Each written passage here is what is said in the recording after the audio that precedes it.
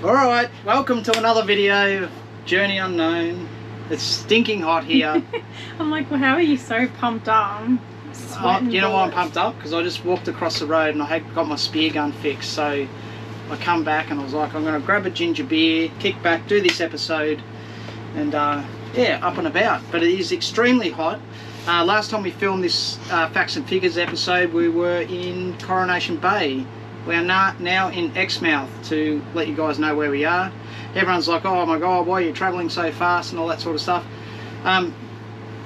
Main reason why we are travelling fast is to accommodate family. So you know, we want our family to come along on our trips, and for them to be able to come, we need to accommodate them because they need to get back to school, back to work, back to the farm, and all that sort of stuff. So don't be concerned, we're going to get to all these places, we're going around again, we're going to keep doing it, so that's no stress. You know, we're just doing it in a different way to what normal YouTubers would do. Yeah. All right? We're not doing this full time, we're doing it part time, so we're doing it our way, our time limit, our money, our budget. Another thing I want to say is OMG, the comments that we received on the last Facts and Figures were just outstanding and amazing to hear. I'm getting tingles just saying it, because we truly do appreciate every single kind comment that we get, and we understand, you know, like, we're going to get some negative comments. We've said that in the last video. That's okay, you know, feedback is fine. We're all for that. We've said that from day dot. Just be friendly about it, you know. So that being said, I just wanted to really thank everyone that took the time and effort to write a nice comment and give us a real boost, because that's exactly what it did. Believe us, it really did. It was so fantastic to see so many fantastic comments. Yeah. So thank you, everyone. Thank you very much. And we're getting some great feedback from people, just, you know, even giving us some tips on, can you talk about whether there's wheelchair access? Can you tell us more about dog-friendly parks? Can you tell us, is it two-wheel drive or four-wheel drive? And we're like, beautiful, that's exactly what we want. It gives us something to think about that we wouldn't normally think about, you know. Anyway, we move on. So we are in Exmouth. We literally just got a cyclone update from the caravan park that we're staying at about 15 minutes ago. They said we're currently in a code blue alert, and they believe that Exmouth will move to a code yellow alert tomorrow morning. So they've told the whole park to prepare to leave tomorrow morning. Now, I've been following the weather over the last couple of days, or the last 24 hours, and I can see the wind's going to really pick up tomorrow afternoon, and the storm's going to come through on Saturday. So I already said to the guys, I think it's best that we leave tomorrow morning, regardless whether we go to a code yellow. I think we just get out of here. So we went down to the RAC reception, and they were happily just gave us a refund straight away on the spot for one night. So that's how it should be. It shouldn't be hard to get, you know, your money back or just get credits. You know, like anyone in town, every person you speak to, no one really knows what's happening with the cyclone, and that's understandable. They're unpredictable. We don't know what's going to happen. We know the trajectory that it's going from Broome all the way down south, and might cut inland, it might go back out to sea for a little bit. The most important thing for us to do, and that's with the code, when you get into a code yellow, is just prepare yourselves to go inland and bunker down for a couple of days whilst it passes. The only issue with us is that we are heading north, so we've got to be really mindful of the floods that will go across some of these roads, even up towards the Fitzroy crossing. You know, once they get a lot of rain in there, it comes down heavy, and you could be, you know, have 2 metre crossings. So that's not something we want to tackle. So we'll play it by ear. We'll continually talk to people. Everyone's got a different opinion, but you know, just use your common sense. Yeah, so it's going to be interesting. And last night we packed up everything in the preparation to leave today if we had to. We're right to go. So King Billy slept in Coco's area. I mean, we've got we two won't bunks. even take him out. We'll just hook the car up and drive. He might bounce around a bit. But we packed up all our clothes and our towels and stuff that were hanging outside. We haven't hooked up the car yet, but everyone's prepared to leave when we need to. So everything's indoors. And we'll play it by ear. Alright, you'll see that in a week Coming or on, two. moving on. So this episode is facts and figures on week number 5. Now some of the figures were wrapped into our overall monthly first month travels. So we're going to give you an insight of where we travelled from and to, how far we travelled, and also what we spent in those last 4 or 5 days of that week. So we left Bustleton, or we stayed in Bustleton for 2 nights, and we made our way all the way up to Gladstone Bay. So we'll start off with Bustleton. Yeah, Bustleton was fantastic. I've known Bustleton for a long time. I've got family that live there. My 93-year-old grandmother lives there, so it was fantastic to take Harrison and Dad to see her, and of course Laura for the very first time. And she was lovely, still in, really switched on. My 2 uncles live there as well, and they look after Grandma. So I've always had a soft spot for Busso because it's a beautiful little town. We would have stayed there longer, obviously, but once again we had to keep moving through family obligations. But we didn't do a lot of filming, and the reason being is we're hanging out with family.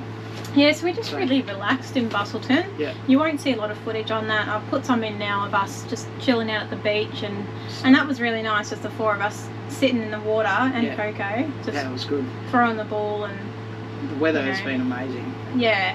Actually, the weekend we were in Bustleton, they had 2 events on, so we actually didn't even get to go to the Bustleton jetty. No, we couldn't get on the jetty. No. And it's funnily enough, a fun fact is that my uncle actually was the engineer for those trains that go out. Yeah.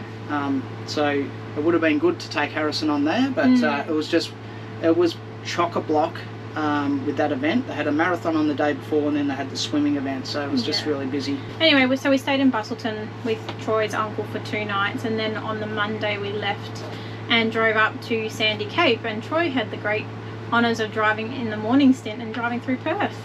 I did, yeah, and so I copped the Perth peak hour traffic. It was very hectic. People just drive differently. I can just put it down to that. Than what they do in Melbourne. I don't know what it is. It's what you're used to, but that's what I found. It was pretty hectic. We should highlight this actually. We should. Should we start with? Let's map the lap. Go from Busso. So we started in Bustleton, picked up the boys, King Billy and Harrison, and we drove on one of these highways, maybe this one, I don't know, maybe one of them. Anyway, we drove up here through Perth and then came up here. First stop was Gladstone Bay, so the Sandy Cape Recreation Park. Stayed there for 2 nights. Then we got the tick of approval to go to Coronation Bay Campground from one of our followers that saw us at the Sandy Cape. Michael and Margaret, thank you very much. Hold 5. Bless you. Stopped her sneeze. Okay. Nothing worse. So we stayed 1 night at Coronation Beach. We drove through Geraldton, so we restocked with fuel and groceries at Geraldton and headed up to Coronation Beach. We'll tell you about that campsite in a second, but hence we only stayed there 1 night and then kept going back up the highway, and we came to this camp stop near here, near Warramul. Now it's called Gladstone Bay. So that's the trip, Bustleton to Gladstone Bay. Well, I must say Troy really does have the shit job. He's definitely taking one for the team. I'm seriously busting for the loo, and I'm trying to... Houston, we have a problem. Why isn't that going in? Is that thing open inside? No, I haven't Closed? touched it. Careful. Shouldn't come out like that. Oh, it's going around the wrong way. Right. So, we've had an issue with our canister, which is making me more and more think about a composting toilet. The flap inside there is broken on the other one, and we're full and we couldn't find a dump point, so I had to take the top off the other one and put it on this one, because this one works. Not a great job. And it leaked everywhere. Run inside, see if it works. Pop those in there. Filthy. Absolute filth.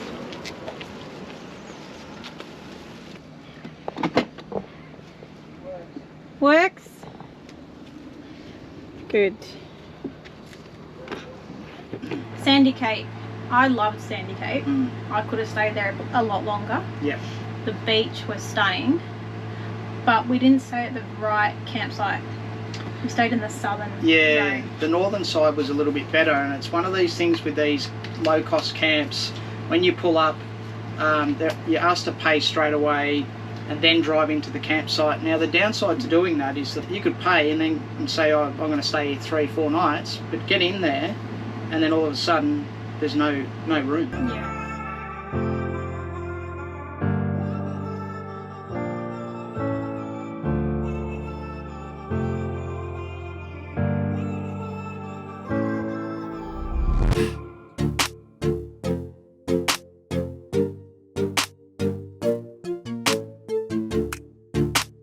We'd highly recommend just drive in, have a look around, work out where you want to camp. I know it's hard with a caravan sometimes, it does get tight, but have a good look around and then work out whether you really want to stay there or not. Even park up, walk out onto the beach, because sometimes we've been to campsites, we've gone, wow, this campsite's amazing, but then you walk out into the beach and go, well, you can't swim there, and it's 40 degrees. So we paid $60 to stay at Sandy Cape, so $30 a night for us. And you put the money in your envelope and you put the envelope in the box. Once it's in the box, you can't get it out. So we drove in, we found a camp spot on the left, and it was getting on in the day. So it was really hot. There was more caravans coming in, and we just found a spot and we're like, let's just take it. Just park it up. But in saying it was a good spot. Yeah, it was a good spot, and we met some followers of ours. But yeah. If we had turned right and gone to the northern section, they were much more spacious, Yeah. they were closer to the beach, they were kind of hidden away behind the dunes as well. So, I mean, it is what it is. Yeah, Sandy Cape was a beautiful camp area and nice beach. Beautiful beach. Yeah. Tried snorkeling there, but We had a bit of an easterly wind, so... it was a little bit murky underwater. Yeah. But highly recommend that spot. Then our followers actually told us to go check out Coronation Beach. They said the campsite was better than Sandy Cape, and it was. The actual layout of the campground was much better than Sandy Cape. A little bit different, but the beach was just covered in seaweed, and it was windy as... Yeah, you could swim there, but in the real shallow area, it was quite murky, so... If anyone knows anything about murky water and sharks and stuff like that, it's probably not ideal. It's clearly a windy spot all the time, because that's a kite surfers mecca, as we told you at the last Facts and Figures. Yeah.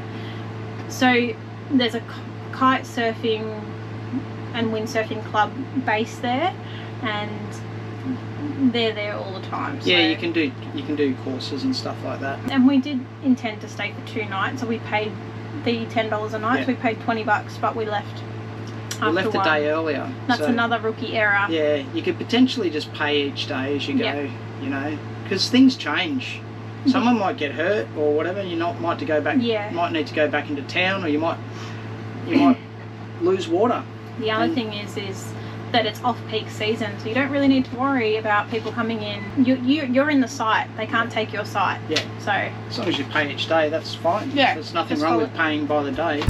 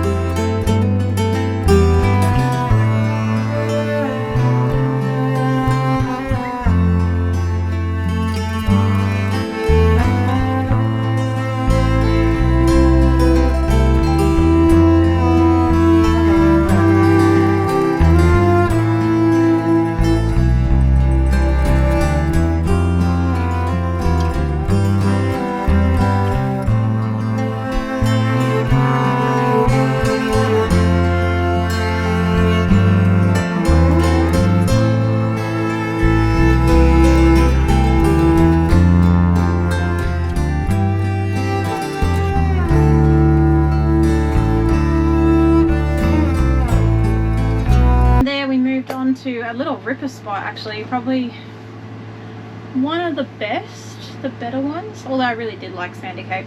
Gladstone Bay. So we stumbled across this just to get a little bit closer to Carnarvon, to make our drive to Carnarvon shorter. Yeah. And we stumbled across this place called Gladstone Bay, which was up here next to Warrnambool Roadhouse. Now, you might be asking, why didn't we stay at Warrnambool Station? It's closed. Yeah. Okay, all the station stays are closed. Ballara, Warrnambool, ones at the top end, they're all closed for the wet season. The off season. Yeah.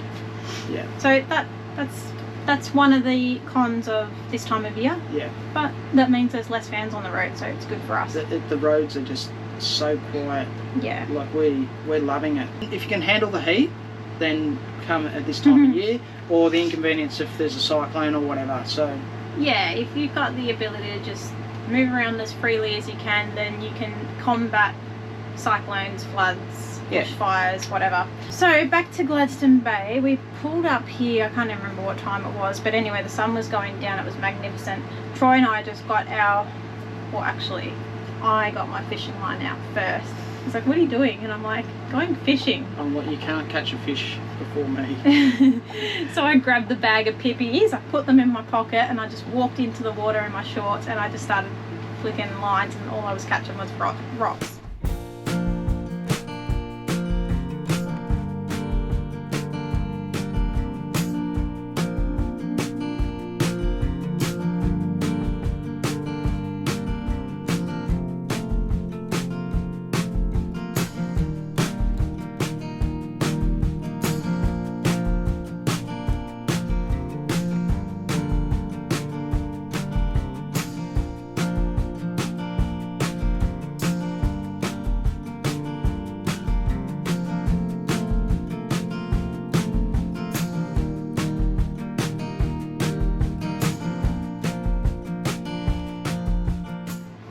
Look, we didn't catch any fish there, but let's be honest. You'd know about it. But we only stayed one night. They do have an old jetty there that you can walk right out, and you can potentially fish off that. And I think that would do really well. Actually, we did walk out there, so you'll see some of that footage. The camp spot was just stunning. Had a little mini golf there. It was pretty cool. But once again, it was a cool little setup. You know, the mini golf, the basketball court, all the little sports toys that they left out. The outdoor shower. It was just, it was real outback. Yeah, real outback style. Yeah. Camping was pretty cool. Yeah. So we would recommend that. So stay tuned for the episode. And how much was that? That was $10, wasn't it? No, I think we paid $30 there. $10 per person. Oh, was it? Per adult. Children are free. Cool. All right. Figures. Facts and figures. Here we go. So this leg from Bustleton to Gladstone Bay was probably the shortest leg of the whole trip to date.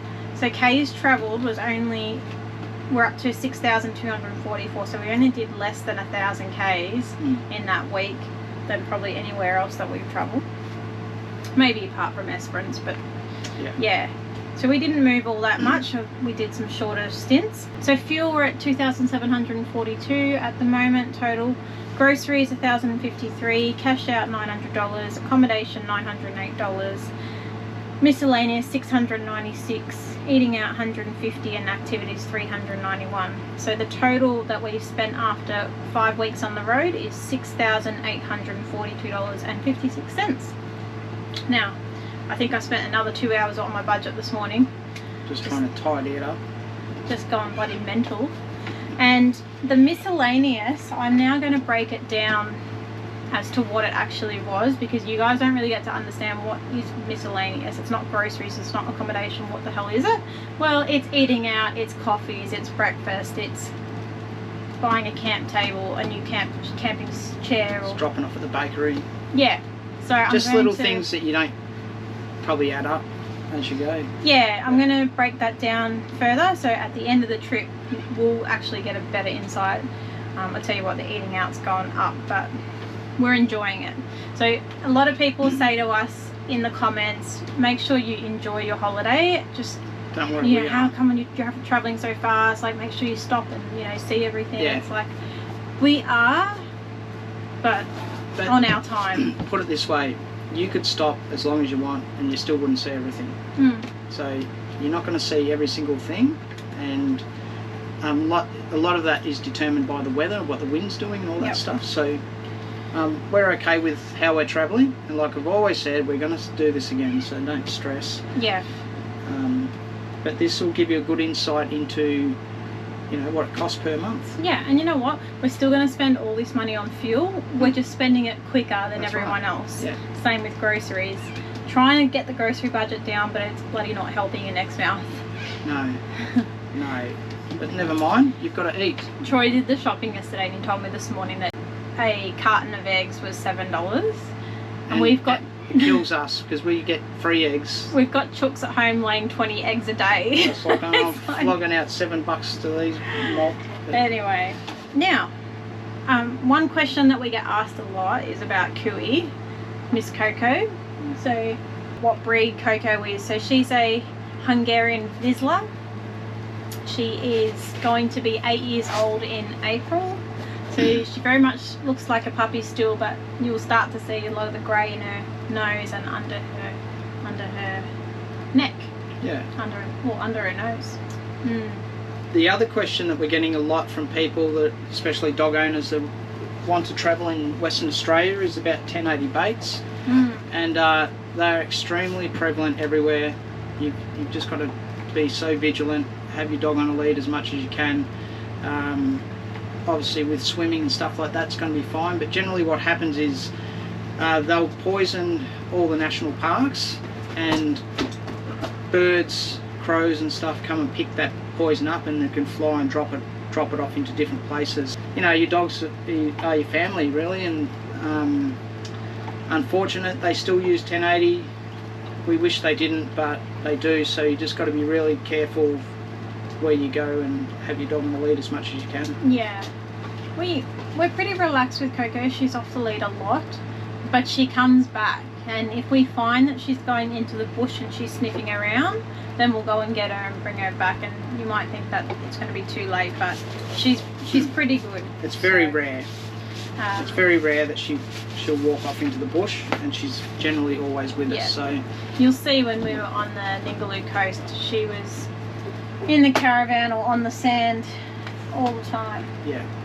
Okay. But there's plenty of dog-friendly beaches that you can take your dog. Obviously, you can't go to national parks, but we were just recently on the Ningaloo Reef, and we basically had the place to ourselves, and Coco had a ball. And she hangs around us. So it's about knowing your dog and what they're capable of. She generally won't just go and eat anything. Yeah. But if you're thinking of getting a Vizsla as a puppy, or just in general a rescue, hit us up. We have 2 Vizslas, so we can tell you all about the breed and help you out. Yeah. Alright, last thing that we wanted to mention is that we are selling our caravan. Oh yeah, I forgot about that. Yes. So when we get home, we are putting it straight on the market. We've had a few people reach out to us about whether we would buy another Great Aussie, whether we would recommend Great Aussie. Absolutely, and we're not just saying that. We're actually looking at getting another Great Aussie at the moment, but we're just trying to work out a layout that suits us. Yeah, it's more about the layout than anything else, whether we go with Great Aussie or someone else. Yeah, so as soon as we finish this trip, we're putting it on the market. We're going to try not to use it as much as we can when we get home, because we want to sell it to either a couple or a family that really love our van and the things that we've done to it. So if you're interested in it, let us know, and we'll give you the details. Yeah, we figured we might as well put it out there that it's going to go on the market, and if anyone was interested. If not, that's cool. Probably time to wrap this up. It is 43 degrees today. The guys are in the pool. I really want to jump in the pool. Yeah, I'm going in the pool. I'm living off hydrolytes at the moment, trying to just keep up with this weather. But yeah, hopefully you enjoyed that, guys, and let us know what you think, and if there's anything else you want to see on the next Facts and Figures. Yeah, any questions, comments, let us know. We'll try to introduce it into the next Facts and Figures video for you. And next episode will be Tuesday night. Oh, it's Tuesday now, is it? Yeah. Alright. She doesn't want to interrupt with maths. No, and yeah, we've got a big couple of drives coming up with this cyclone, so who knows what's going to happen. Anyway, stay tuned for that. We'll Yeah. see you in the next one. If you haven't subscribed, hit that subscribe button, follow our journey, and keep up to date with what's happening. Thanks for all your support. We'll see you in the next one. See you guys.